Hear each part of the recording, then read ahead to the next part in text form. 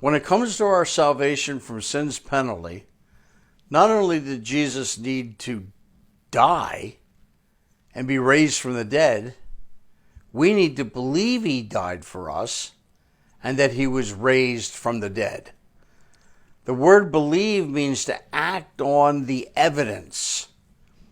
It means trusting God enough to do as he says. It also means trusting the evidence enough to act on the evidence. That's what real faith is. So why is the resurrection so believable? Well, let's look at one reason today. Eyewitnesses.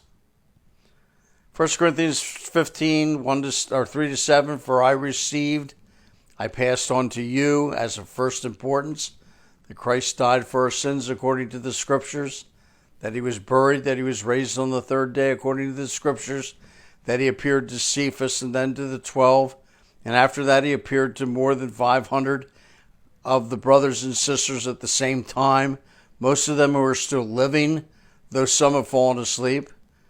Then he appeared to James, and then to all the apostles. Do you see what Paul says? Jesus appeared to Cephas, who is Peter. He appeared to the 12. And remember this, even though Judas went out and hung himself, the disciples were always called the 12. That's how they were referred to. Then he appeared to 500 people at one time.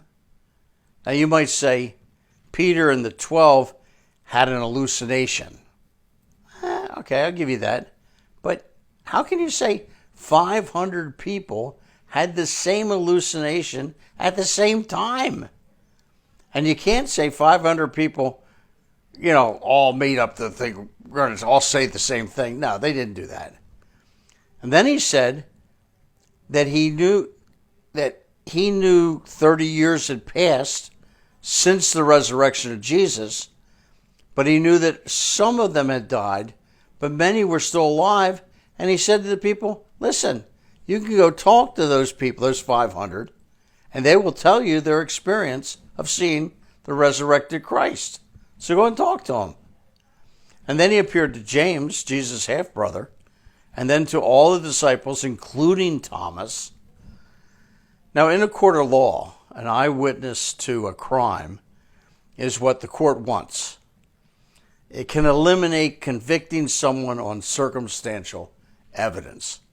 So what would the court think if 512 eyewitnesses showed up to give their personal testimony of what they had seen? The court would be thrilled. Paul says Jesus appeared to at least 512 different people. They all verified Jesus was crucified, dead, and buried, and was now fully alive, that they listened to him, ate with him, touched him. Hey, this man Jesus is alive.